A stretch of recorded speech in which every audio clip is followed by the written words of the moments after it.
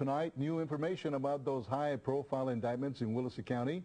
Tonight, News Channel 5 shows you some of the vice president's financial records. That's right. Records the Willacy County District Attorney says could be used to prove Dick Cheney is guilty of criminal activity. News Channel 5's Becky Medellin has a closer look. Becky.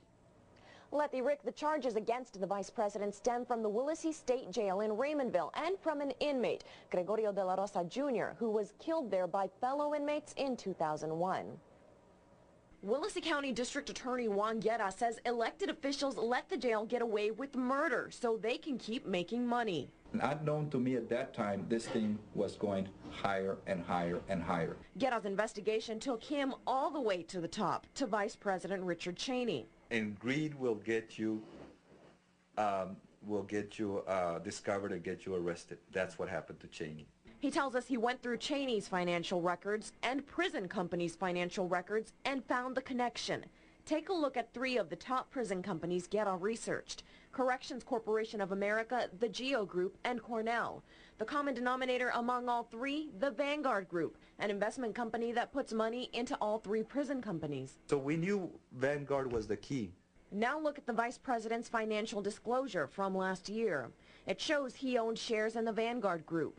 Guerra estimates Cheney has $85 million invested in Vanguard and in turn in the prison companies. The problem now that you have is that he has a direct interest. A direct interest in making sure the prison companies stay in business. In his indictment, Guerra writes that no government officials made efforts to properly investigate the death of Gregorio de la Rosa Jr. He says that was due to the money being made by government officials. Guerra claims Cheney put a stop to the De La Rosa investigation in 2006.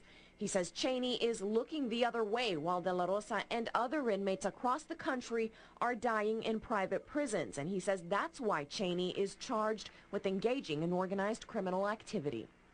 And Guerra says Cheney isn't the only one in on the act. Tonight at 10, we'll show you some of the evidence being used against Senator Eddie Lucio, who's accused of taking kickbacks.